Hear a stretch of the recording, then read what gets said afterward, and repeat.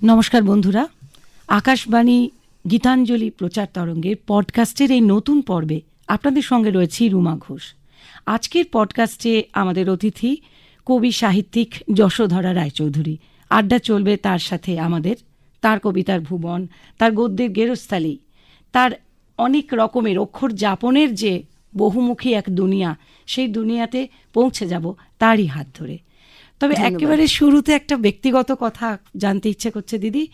ব্যক্তিগত কথা ঠিক নয়, মানে তার স্মৃতিচারণ অনুযায়ী, মানে আপনার জীবনে আপনার মা এবং তাকে নিয়ে লেখা এক অনবদ্য লেখা হারিয়ে যাওয়া গানের খাতা। হারিয়ে যাওয়া গানের খাতা আসলে আমাদের প্রজন্মের স্মৃতিকথা আমি বলবো, ঠিক আমার ব্যক্তিগত স্মৃতিকথা নয়। আর সেখানে আমার মা ছাড়াও আমার দাদু দিদিমার বাড়ি উত্তর কলকাতায় ছিল। আচ্ছা। তো সেই শৈশবের স্মৃতি দিয়ে শুরু হয়েছে। তারপরে ভবানীপুরে আমরা যখন বড় হয়েছি সেটা অনেকের সঙ্গেই মিলে যায়, কারণ সেখানে ঠিক আমার মানে কি কি হয়েছিল থেকেও আমরা কি কি পেয়েছিলাম। যেমন আমরা তখন রবীন্দ্র সদনের উল্টো দিকের মাঠে মেলাতে যেতাম, বা আমরা বই পাড়ায় যেতাম, বা আমরা মানুষের বাড়িতে যেতাম, যেটা এখন ভীষণ কমে গেছে। মানে এমনকি লোডশেডিংয়ের সন্ধেবেলা হাতে একটা জ্বলন্ত লণ্ঠন নিয়ে আমার মা অন্ধকার রাস্তা দিয়ে পাশের পাড়ায় আমার এক মায়ের বান্ধবীর বাড়ি, আমরা মাসি বলতাম, তার বাড়িতে যেতাম আমরা। মানে লোডশেডিং হয়ে গেছে আর পড়াশুনো তো হবে না, এখন চল ঘুরে আসি। তো এইরকম অসংখ্য বন্ধু ছিল পাড়ায় পাড়ায় আমাদের, এবং এই যে বন্ধুদের সঙ্গে আড্ডা, এর একটা অদ্ভুত খোলামেলা ব্যাপার ছিল। মানে সেখানে কোনো কে কি খেলো, কে কি জামা কাপড় পরলো, এইসব নিয়ে ভাবনা নেই। হো হো করে হাসি, গান, এই জিনিসগুলো আমরা ছোটোবেলায় পেয়েছি, সেগুলোই আমি লিখেছি ওখানে। এবং তাতে স্ট্রিট ফুডের কথা আছে, খাবারের কথা আছে, কলকাতার পুরনো খাবার, পাড়ার মোড়ের ফুচকা থেকে শুরু করে তেলে ভাজা, সেসব গল্প, স্মৃতির একটা জারণ। বা সাঙ্গু ভ্যালিতে একটা প্রচন্ড বর্ষার রাতে গিয়ে চাউমিন খাওয়ার গল্প আছে। তো ওই যারাই পড়েন তাদের আরো নতুন কিছু নিজস্ব স্মৃতি তারা যোগ করতে থাকেন। হ্যাঁ, তারা বলতে থাকেন যে আমার এই এই মনে পড়ে গেল, কারণ ওটা একটা মনে পড়ার একটা সুতো টান দিলেই হ্যাঁ অনুষঙ্গের সঙ্গে অনুষঙ্গে চলে যায়। ওই ধরনের লেখা লিখে আমি খুব আনন্দ পেয়েছি। আমি যদুবাবুর বাজার ভবানীপুরে, সেখানে আমাদের অনেক বেড়াল ছিল, বেড়ালের জন্য মাছ কিনতে যেতাম। সেই মাছের কাঁটা কিনতে যেতাম, মানে মাছ কাটার পর দুপুরবেলা তারা প্লাস্টিকের প্যাকেটে ওই কাঁটাগুলো রেখে দিত, এবং আমি ছাড়া আরো কিছু বেড়াল প্রেমী ছিল যারা হয়তো আমার আগে গিয়ে সেই কাঁটাগুলো তুলে নেবে। তার সঙ্গে আমার একটা অদৃশ্য প্রতিযোগিতা চলতো, কত তাড়াতাড়ি আমি গিয়ে পৌঁছতে পারি। আবার খুব তাড়াতাড়ি গেলে তো পাবো না, কারণ মাছগুলো কাটা হতে হবে, মানুষ যে মাছ কাটিয়ে বাড়ি নিয়ে যাবেন তবেই তো সেগুলো পাবো। তো সেই মজার গল্পগুলো ওর মধ্যে আছে। কবিতার পাশাপাশি গদ্য তো আপনি সমান তালে লেখেন। এখন অনেক বেশি লিখি আগের থেকে লেখেন, কিন্তু কবিতা না, আসলে একটা সময় এসেছিল 2008-এ একটি বই বেরোয়, লিওনার্দো দা ভিঞ্চির একটি ফরাসি জীবনী, ওটা খুব মোটা, আমি বলি থানিট।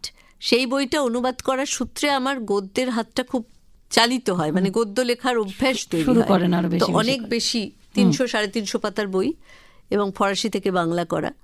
তো তারপরে আমার গদ্য লেখাটা মানে খুব অনেক গদ্য লিখতে শুরু করি, এবং এখন যেমন ফিচার ধর্মী গদ্য প্রচুর লিখি। এই স্মৃতিকথাগুলো ফিচার ধর্মী গদ্যই আমি বলবো। খবরের কাগজও অনেক সময় চান আমার থেকে প্রথম সবকিছু, প্রথম কি কি ভালো লাগা, বা পয়লা বৈশাখের স্মৃতি, বা পুজোর স্মৃতি, এগুলো তো লিখেইছি। আর কল্পবিশ্বের একটা অবদান আছে, কারণ ওরা পুরনো অদৃশবর্ধনকে আমরা যেহেতু পেয়েছি। একটা সময় ছিল যখন আমার বাবা নেই, কিন্তু বাবা দিলীপদার মেয়ে হিসেবে আমাকে অদৃশবর্ধন ডেকে নিয়েছিলেন ফ্যান্টাস্টিকের স্টলে, বইমেলায় 80-র দশকে। নিজে তখন 80-র দশকে বইমেলায় পুরো থাকতেন। সেই বইমেলা আর এই বইমেলার কোনো মিল নেই, মানে এত ঘরোয়া একটা বইমেলা ছিল সেটা তখন আলাপ ওনার সঙ্গে। তো তখনও আমি নিজে লিখিনি, কিন্তু আপনি কল্পবিজ্ঞান লিখছেন কবে থেকে? মানে 2007-এ আমি প্রথম বোধহয় আনন্দমেলায় একটি গল্প লিখেছিলাম, ওই ভবিষ্যৎ দুনিয়া নিয়ে, যে তখন সবাই কাচের গোলকের মধ্যে থাকবে ছেলে মেয়েরা, এবং কারোর সঙ্গে কারোর কোনো মানে স্বাভাবিক যোগাযোগ থাকবে না। তারপর ছেলেটি কাচের গোলক ছেড়ে বেরিয়ে আসবে, এটা হচ্ছে গল্পের শেষ। আচ্ছা, কল্পবিজ্ঞান লেখালেখির মধ্যেও তো অনেক পরিবর্তন এসছে এই লেখার। হ্যাঁ, এখন মেয়েরা অনেক বেশি লিখছে, মেয়েরা আসছেন, আর মেয়েদের এখন কিন্তু একটা অ্যাডাল্ট কল্পবিজ্ঞান লেখার একটা ধরন তৈরি হয়েছে, এবং কিছুটা অতিপ্রাকৃত। কারণ কি, আমরা চিরদিন ভাবি যে প্রফেসর শঙ্কুর গল্পগুলোই কল্পবিজ্ঞানের শেষ কথা, সেটা কিন্তু নয়। মানে সেটা খুবই কিশোর পাঠ্য কল্পবিজ্ঞান, অবশ্যই সেটা কল্পবিজ্ঞান, কিন্তু তাতে বিজ্ঞানের এলিমেন্টও খুব কম, অনেকটাই বেশ ভালোই কল্পনা শক্তির ব্যাপার, কিন্তু বিজ্ঞান থাকবে এবং নারী পুরুষ সম্পর্ক বা যাকে আমরা তথাকথিত অ্যাডাল্ট ফিকশন বলি, সেটা নিয়ে এখন প্রচুর কাজ হচ্ছে। আচ্ছা, এবং মেয়েরাও অনেকে করছেন। তবুও কি তুলনায় মেয়েরা কম নাকি তুলনায় অবশ্যই কম। এবং একটা সময় ছিল যে এনাক্ষী চট্টোপাধ্যায় বা লীলা মজুমদার বা কয়েকজন মাত্র নাম শোনা যেত, যদিও বেগম রোকেয়া 1905 সালে যে সুলতানাস ড্রিম লিখেছিলেন, সুলতানার স্বপ্ন, হ্যাঁ, আমি মনে করি না, এটা গবেষকরা মনে করেন যে এটা কল্পবিজ্ঞানের এলিমেন্ট আছে এবং নারীবাদেরও এলিমেন্ট আছে। মানে এই লেখাটি একটি অনন্য লেখা এবং সেটা তো একজন মহিলার হাত থেকে বেরিয়েছিল।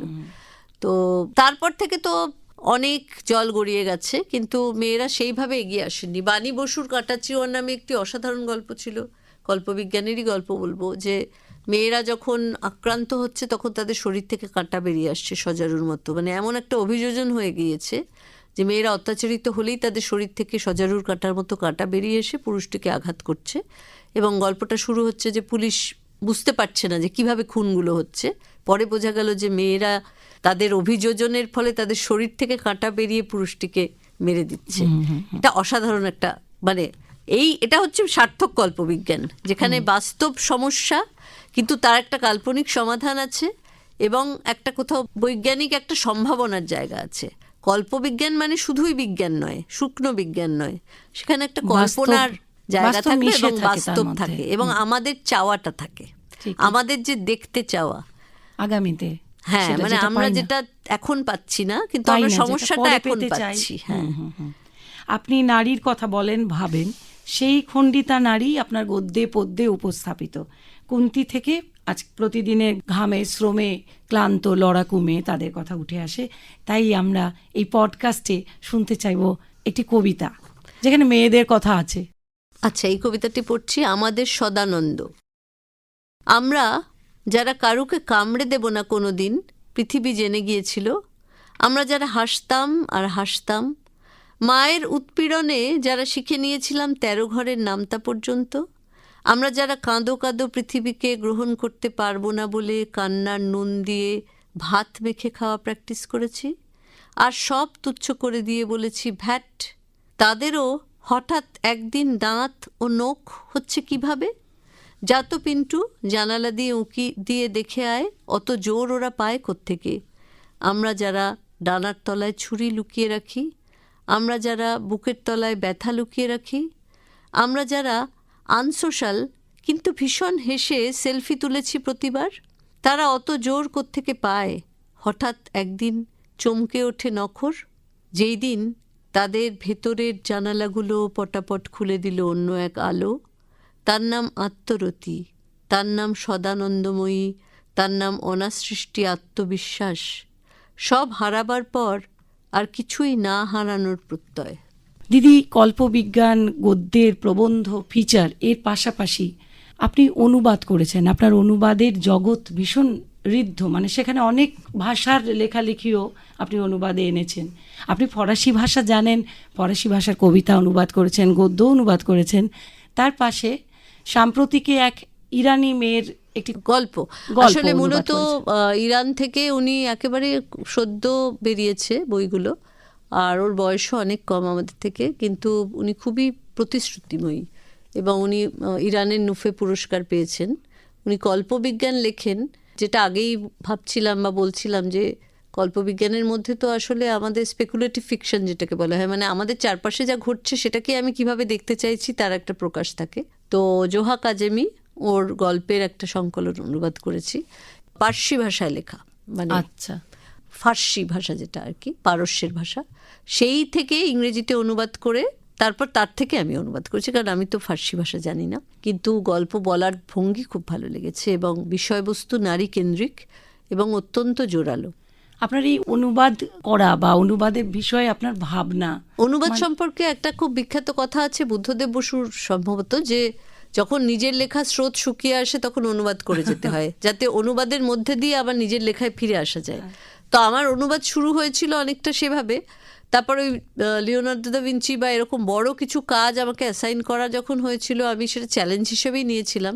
তো সেটা করার পর আমি দেখেছি যে অনুবাদ ভীষণ সাহায্য করে নিজের লেখাকেও, এবং মানে নানাভাবে সেটা আমি উপলব্ধি করেছি যে একটা অন্য মানুষের ভাবনা নিজের ভাষায় প্রকাশ করা। এবং আমি বাংলা কত কম জানি সেটা আমি অনুবাদ করতে গিয়ে বুঝতে পেরেছি। মানে আমাদের ভাষার যে দৈনন্দিন ব্যবহার্য যে ভাষার যে ভোকাবুলারি যেটাকে আমরা বলি, মানে যে কটি শব্দ নিয়ে আমার একটা বলয় তৈরি হয়, তার বাইরে যেতে হয়, অনেকটা দৌড় দিতে হয় মাঠের মধ্যে দিয়ে। কারণ অন্য অনেক ভাবনা আছে যেগুলো আমরা রোজ বলি না বাংলায়, বা বিদেশি কোনো ভাবনাকে বাংলায় অনুবাদ করতে গেলে কোন বাক্যটা বা কোন শব্দটা ঠিকঠাক হবে সেটা ভাবতেও যে কসরতটা করতে হয়, কারণ সেটা নিজের ভাষাকে নিজে শিখে ওঠা। কারণ সংস্কৃতির পরিবর্তন হলে আসলে তাকে ভাষা আনাটা, ভাষা একটা দুটোকে বাসভূমি। মেলানো। হ্যাঁ, ভাষাকেও বলা হয় বাসভূমি।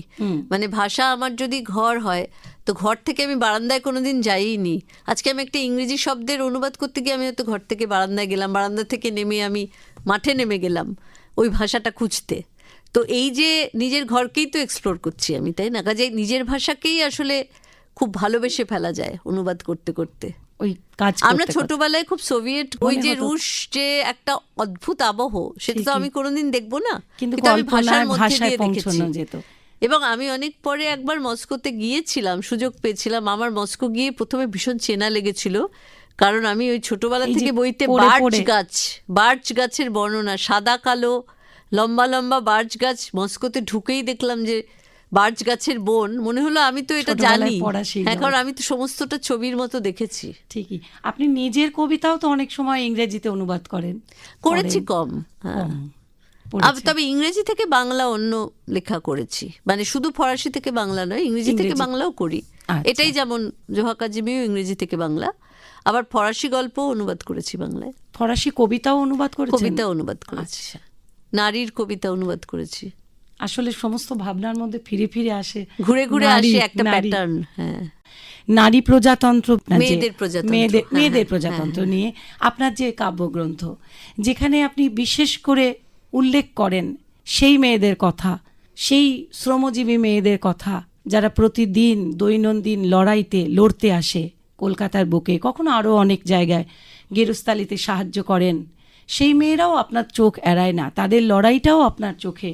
আমাদের কাছে এখন বোধহয় এটা একটা বিশেষ সত্য যে আমাদের সমাজের যে 50% মেয়ে, তারা কিন্তু 80% কাজ করেন। মানে আমরা যে শ্রমজীবী মেয়েদের চারিপাশে দেখি, তারা প্রায় অদৃশ্য হয়েই থাকেন। যেমন গ্রামে গঞ্জে যারা চাষবাসের কাজে স্বামীকে সহায়তা করেন, তাদের কাজটাকে আমরা আলাদা করে কোনো মূল্যই দিই না। তেমনি গৃহে যে মেয়েরা রান্না করেন ভোর থেকে উঠে, সেখানে আমি বলবো যে মধ্যবিত্ত, উচ্চ মধ্যবিত্ত পর্যন্তই প্রায় সকাল থেকে রাত মেয়েরা খেটে চলেন, এবং সেই কাজটারও কোনো মূল্যায়ন নেই আজও। হ্যাঁ, এবং মূল্যায়ন নেই। এবং এমনকি কোভিড কালেও দেখেছি যে কোভিড অসুস্থ মা কটা রুটি বেলছেন তাই নিয়ে একটা ভিডিও রিল ভাইরাল হচ্ছে, যে মা তো রুটি তো বেলতেই হবে, মানে অসুস্থ অবস্থাতেও তিনি রুটি বেলছেন। তো মানুষের মানে কাজের এক তো হচ্ছে যে দাবি, সমাজের দাবি, আর দুই হচ্ছে যে কিভাবে সমাজটাকে ধরে রেখেছে মেয়েরা, সেটার মূল্যায়ন আজও হয়নি। এবং শ্রমজীবী মেয়েরা তো ডবল খাটনি খাটেন। তারা পরিবারের ভোর 4টেতে উঠে সবার রান্না করেন, শ্বশুর শাশুড়ি কি খাবেন, সন্তান কি দিয়ে টিফিন যাবে সেটাও, তারপরে বাড়ি থেকে বেরিয়ে হয়তো সে ট্রেনে করে যাচ্ছে কোনো নার্সের কাজ বা সেবিকার কাজে, অথবা হাজার রকমের শ্রম মেয়েরা দিচ্ছেন, অসম বেতন পাচ্ছেন। আবার সেই আরেকটি বাড়িতে এসেও ভাবেন তাদের বাড়ির লোকেরা কি খাবেন, সেখানেও ভাবছেন, এবং সব জায়গাতেই তারা প্রচন্ড বঞ্চিত। এবং তারপরেও তারা বলেন যে খুচরো টাকা দেবেন না আমাকে, একসঙ্গে এক মাসের শেষেই দেবেন, আমার ছেলের টিউশনের জন্য ওই টাকাটা লাগবে, নিজের জন্য তারা খরচ করতে পারেন না। এই কবিতাটি পুরোটা পড়ছি না, শুরুর দিকটা পড়ছি, কারণ এই কবিতাটা সেই সময় মেয়েদের প্রজাতন্ত্র নামেই, সেই সময়টা 2005-06 এরকম সময়কার। মেয়েদের প্রজাতন্ত্র। বলুন আপনার দাদাকে, জনগণতান্ত্রিক পদ্ধতির ভিতর থেকে এখন হেঁটে আসছে বনগা লোকালে চেপে আসা 338 জন বউ। 3038 হলেই বা ক্ষতি কি? সেই সব ছেঁড়া ব্লাউজ ও সিনথেটিক শাড়ি পরা বউরা, যারা সকাল সকাল এসে উল্টো ডাঙায় বসে পড়ে, বেলায় বেলায় টিফিন করে নিয়ে বাস রাস্তার ধারে, যাদের এক একজনকে ডেকে নিয়ে যায় এক একজন দালাল। না, শরীর বিক্রির জন্য না, শ্রম বিক্রির জন্য। সারাদিন তারা কাজ করে, জানালায় জানালায় তেল রং লাগায় নিখুঁত আঙুলে, শান্ত মুখে তারা পোছে অ্যাসিড দিয়ে, বাথরুমে বাথরুমে রঙিন টালি, চালের ভিতর পোক বেছে দেবার মতো করে যন্ত্রাংশের ভেতর থেকে বেছে দেয় যন্ত্রাংশ, নীরবে প্রতিবাদহীন সুস্থির ভঙ্গিতে রান্নাঘরে তারা খিদে চেপে কুটে দেয় শাক, আলুর খোসা বেটে দেয় শিলনোড়ায়, আদা থেতো করে দেয় রসটুকু নিংড়ে নেবার জন্য। ঠিক এই নারী দিবসে এই সমস্ত রকমের শ্রম আরো বেশি করে স্বীকৃতি পাক। এই কবিতাটা শেষ দু লাইন ছিল, বনগা লোকাল থেকে নেমে সেফটিপিনে কোনো মতে লজ্জা আটকানো বউগুলি এখন কাজের বাজার আলো করে বসে আছে তত্ত্ব হিসেব আর ফ্যাশন পাতার বাইরে। ঠিকই, এদের কথা উঠে আসুক আরো। এই নারী দিবসে অন্তত আমাদের এটা চাওয়া অবশ্যই। আপনি অনেকদিন ভেবেছেন, তাকে লিখেছেন কবিতায়। আমরা চলে যাই পুরাণে। আপনার পুরাণকে আপনি ওই মহাভারতের চরিতাবলী একটা সিরিজ লিখেছিলেন। সেখানে পুরাণের যারা নারী, বিশেষ করে পুরাণের কুন্তিকে আপনি নতুন চোখে দেখে নতুনভাবে প্রাসঙ্গিক করে নবনির্মাণ ঘটিয়েছেন। সে কথা সে কবিতাটি পড়বো। তার আগে বলি যে মহাভারতের চরিতাবলী যখন লিখছিলাম তখন খুব মজা হচ্ছিল, কারণ ভীষ্মকে নিয়ে লিখতে গিয়ে আমার মনে হলো ভীষ্ম তো কুরুসভায় বসে কিছুই করতে পারেননি, মানে দ্রৌপদীর বস্ত্রহরণও আটকাতে পারেননি। তো আমি তাকে বানিয়ে দিয়েছিলাম এখনকার একজন বৃদ্ধ, যিনি পরিবারে নানা রকম সমস্যা সত্ত্বেও কিছুই করেন না, তিনি শুধু স্টেটসম্যানে চিঠি লেখেন। এবার স্টেটসম্যানের সম্পাদককে লেখেন যে সম্পাদকীয় সমীপেশু লেখেন বড় বড় সমস্যা, যে দেশে কেন এত জলে আর্সেনিক, দেশের শিক্ষা ব্যবস্থার কেন এত দুরবস্থা। এদিকে তার স্ত্রী রান্না করতে করতে হাতে হাজা ধরে গেছে, তিনি আচার বানিয়ে বাড়ি বাড়ি বিক্রি করেন, কারণ মেয়েগুলোকে পার করতে হবে, আর গায়ে গলার গয়না নেই। কিন্তু ভীষ্ম সেসব নিয়ে কিছু ভাবতেই পারেন না, তিনি শুধু একটা জীর্ণ ঢলঢলে ফতুয়া পরে সারাদিন স্টেটসম্যানে চিঠি লেখেন। তো এরকম এক একটা চরিত্রকে বানিয়েছিলাম। দুর্যোধন ছিল অফিসের বস, এবং সে অফিসের বস সারাক্ষণ উড়ুতে চাপড় মেরে হাহা করে মেয়েদের নিয়ে টিপ্পনি কাটে আর জোকস বলে, সস্তা জোকস বলে। মানে এরকম ভাবে আমাদের সময়ের মধ্যে আর কি নতুন করে ভেবে তাদের নিয়ে এসেছেন। গান্ধারী ছিল এরকম যে গান্ধারীর ছেলেরা দাঙ্গা করতে বেরিয়ে গেছে, এবং সেখানে গান্ধারী তাই জন্য চোখে পটি বেঁধে রেখেছেন, দেখতে পাচ্ছেন না। কুন্তির কবিতাটি একেবারে অন্য। এটা আমার মনে আছে কবি মল্লিকা সেনগুপ্ত বলেছিলেন সানন্দার জন্য একটি কবিতা লিখতে, তখন লিখেছিলাম। কুন্তি কাকিমার কথা আমরা খুব কমই বলেছি, যেরকম চরিতাবলীর কথা আমরা কোনোদিন লিখব না। যেরকম চরিত্রেরা আমাদের জীবনের ভিতে মাটি হয়ে মিশে থাকে, তারপর ভুলে যেতে হয়। কুন্তি কাকিমার খুব গুণ ছিল বিয়ের সময়। রবীন্দ্রসঙ্গীতে ডিগ্রি, পড়াশুনো যথেষ্ট করেছে, বিয়ে হয়ে গেল বলে স্কুলের চাকরিটা হলো না। কুন্তি কাকিমার নাক টিকলো, হৃদয়ে ধার ছিল। 5 ছেলে সুবয়সে সবাইকে খাইয়ে পরিয়ে দেওরের ননদের বাচ্চাদের সঙ্গে ছাতে উঠে কিতকিত খেলা হলো খুব কুমিরডাঙ্গা খেলা। গানের মহড়া হলো জয়ন্তীতে রবীন্দ্র নাটক, খাটে বেড কভার দিয়ে স্ক্রিন করে দড়ি দিয়ে টেনে। বিকেলে মোড়ের মাথা থেকে ফুচকা খাইয়েছে কত, আমরা বুঝিনি কুন্তি কাকিমার আর কি হলো না। শরীরের আর কিছু দরকার, মানুষের আর কিছু থাকে, ছোটরা জানে না। তারা পাণ্ডুরতা দেখেনি কখনো, কাকু ভালোবাসে কিনা আমরাও জানিনি কোনো দিন। কাকিমার মুখ দেখে কোনো কিছু বোঝাও যেত না। কুন্তি কাকিমার মনে রাগ ছিল, কখনো বুঝিনি। কুন্তি কাকিমার মনে দুঃখ ছিল, কখনো বুঝিনি। একদিন সব রাগ সব দুঃখ ফুটে উঠল স্তনের ক্যান্সারে, সব রোগ চেপে রেখে একদিন কাকিমা ফুরলো। ভারী সুন্দর। মানে সেই কুন্তি যিনি সেই অনেক রকম ত্যাগ স্বীকার করেই চলেন, সমস্ত কিছু ভিতরে রাখেন, বাইরে তা প্রকাশ হয় না, বলিও না, প্রচ্ছন্নই থেকে যান অনেকটা।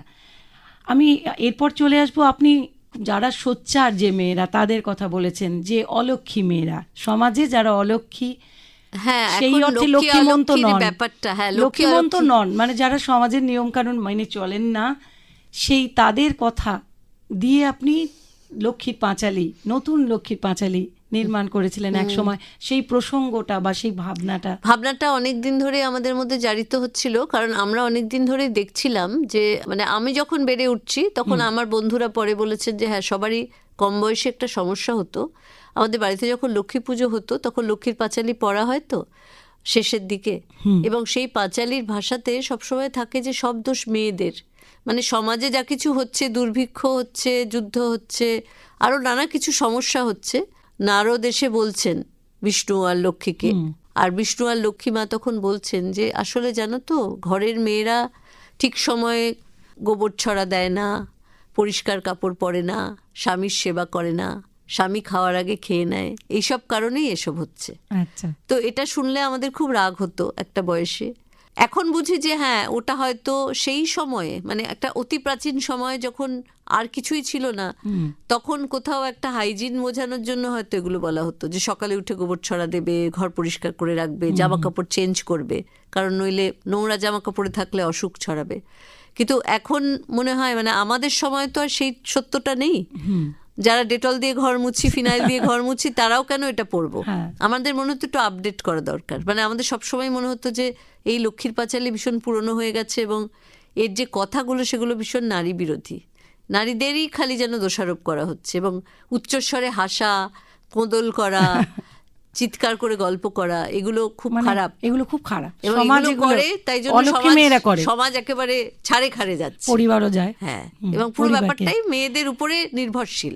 তো আমরা চেয়েছিলাম এমন মেয়েদের কথা লিখতে আবার নতুন লক্ষ্মীর পাঁচালীতে, যারা নাকি অন্য কিছু করেও পৃথিবীটাকে ধরে রেখেছে। তার ফলে আমি একটা নবলক্ষ্মীর পাঁচালীর প্রজেক্ট শুরু করি। প্রজেক্ট বলতে আমার বন্ধুদের বলি তোমরা সবাই লেখো, এবং তাতে আমার কিছু ডাক্তার বন্ধুরা তারা কিভাবে সঠিক প্রসূতি হবে সেটাও লিখলো।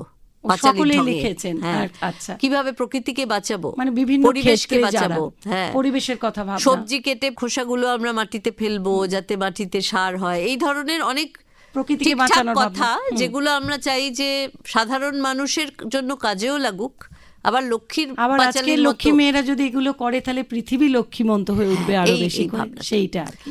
তো সেই করতে গিয়ে আমার প্রথমে একটা অংশ ছিল যেখানে বিখ্যাত কিছু মানুষের কথা ছিল। তারা প্রায় সকলেই সরস্বতী এবং লক্ষ্মীর সমাহার। তারা নানাভাবে, মানে বটানিক্যাল গার্ডেন্সের একজন চিফ বটানিক্যাল অফিসার তিনি, বা কাদম্বিনী গাঙ্গুলি, বা এই সব মানুষগুলিকে নিয়ে একটা পাঁচালী লিখেছিলাম। সেই পাঁচালীটা কোনো কারণে বিশাল ভাইরাল হয়ে যায় এবং প্রতিবারই লক্ষ্মী পুজোর সময় সেই পাঁচালীটা আসে। তো সেইখান থেকে আজকে আমার একটা বিরাট কদিন আগে প্রাপ্তি হলো, সেটা হলো যে একটি স্কুল, খুব প্রাচীন স্কুল মুর্শিদাবাদ অঞ্চলের, সেখানে মেয়েরা সরস্বতী পুজোর দিন ওই পাঁচালীটা নিজেরা গান করে গেয়েছে স্টেজে, এবং সেটা আমি জানতে পারি অনেক পরে, তাদের একটা ভিডিও পাই। তখন আমি বুঝি যে এটা কতদূর ছড়িয়েছে এই ভাবনাটা। তার টিচাররা বলেন যে সেই মেয়েরা কিন্তু অনেকেই নানাভাবে অন্য দিক থেকে বঞ্চিত, মানে তারা হয়তো স্কুলে আসে না নিয়মিত, কিন্তু তারা এই সব অনুষ্ঠান করার জন্য এসেছে এবং তারা এটা মুখস্থ করেছে এবং তারপর সেটা পারফর্ম করেছে। আর তাছাড়া লক্ষ্মী পুজোর সময় তো সত্যি লক্ষ্মী পুজোর সময় ওই লক্ষ্মীর পাঁচালী বারবার ফিরে ফিরে আসে। সমাজ মাধ্যমে বারবার সুরটা আর ওই লেখাগুলো, আমার খুব পছন্দের সুর, আমার শুধু কথাগুলো পছন্দ হতো না, কিন্তু আমার সুরটা খুব, আমি সেভাবে লিখেছিলাম, একটুখানি পড়ছি কারণ এটা খুব দীর্ঘ। এইবারে শুরু করি লক্ষ্মী শতনাম, প্রতিটি লক্ষ্মীকে করি শতেক প্রণাম, কাদম্বিনী গাঙ্গুলি নামে সর্বরোগক্ষয়, জাতিকাল ডাক্তার লেডি কত লড়াই হয়, আনন্দীবাই যোশী মহারাষ্ট্রে যাতা, ডাক্তার হিসাবে তিনি সেই রূপী খ্যাতা, সেই রূপ আর এক জানকী আম্মাল, সরস্বতী বরে তিনি চিফ বটানিক্যাল, লক্ষ্মী আর সরস্বতী এক দেহে বাস, এমন বিজ্ঞানী আরো আছে 4-5, এরকম ভাবে অনেক বিজ্ঞানী, তারপরে লেখক, আরো অনেক একাধারে যারা লক্ষ্মী এবং সরস্বতীর কথা ছিল, তাদের কথা, হ্যাঁ, ওই প্রদুনোভা করেছিলেন দীপা কর্মকার, তখন সেইগুলো লিখেছিলাম। হিমা দাস, যারা আমাদের মেডেল নিয়ে আসেন, তারপরে বিজনেস জগতেও যারা আছেন তাদের কথা, মানে বিভিন্ন ধরনের মানুষ, যে মেয়েদের কথা। এবং একটা জিনিস মজার, যে সম্প্রতি যখন মঙ্গলযান মঙ্গল গ্রহে পদার্পণ করলো, তখন যাদেরকে নিয়ে হইচই করা হলো তারা অনেকেই মহিলা বিজ্ঞানী ইসরোর, এবং তখন তাদের যখন ছবি দেওয়া হচ্ছে বলা হচ্ছে যে কি সুন্দর তিনি রান্নাও করেন। তো একজন বৈজ্ঞানিকের কি প্রকৃত পরিচয় রান্নাঘরে? তিনি তো বৈজ্ঞানিক, তার তো ওটাই প্রাথমিক পরিচয়। ওই পরিচয়টাই যেন মেয়েদের ক্ষেত্রে বড় হয়ে যায়। হ্যাঁ, মানে ওটাকে দেখানো হয়, ওটাকেই তুলে ধরা হয়। ওই যেমন বললাম যে কোভিড আক্রান্তা মা 15টা রুটি বেলেছেন, এটাই খবর হয়, কিন্তু একজন নারী প্রতিদিন কাজের পরেও সে এতগুলো কাজ করে বাইরে বেরিয়ে, আর 5টা ব্যাংকে যাওয়া, 5টা লড়াই করে ঝগড়া করে গ্যাসের সিলিন্ডার নিয়ে আসা।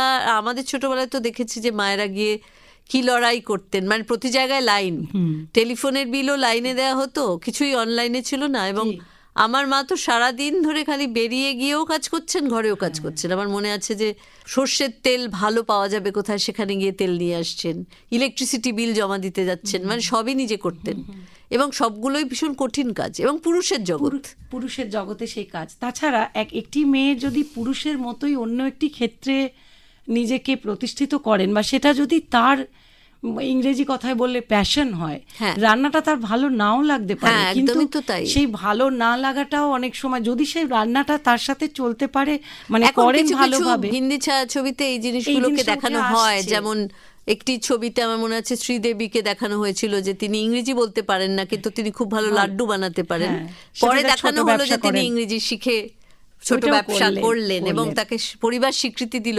কারণ মেয়েদের সবসময় ওই পিছনে ঠেলে রাখা এবং ও তো কিছুই পারে না এইটা বলা হয়, অথচ সে যে কত কিছু পারছে, ইতিমধ্যেই পারছে, সেটা পুরো নজরে উজ্জ্বল। পড়ে না। আসলে অনুবাদের জগতই বলুন, আপনার নিজের কবিতার জগতই বলুন, যে কোনো ভাষা কোনো বাধা নয়, ফিরে ফিরে আসে আপনার ভাবনায় নারী, নারীর কথা আরও আরও অনেক উচ্চারিত হোক। আর সেই কবিতা আমরা শুনবো আগামীতেও আপনার কাছ থেকে। অনেক ধন্যবাদ দিদি। আমাদের এই পডকাস্টে আমরা পেয়েছিলাম কবি সাহিত্যিক যশোধরা রায়চৌধুরীকে। ধন্যবাদ।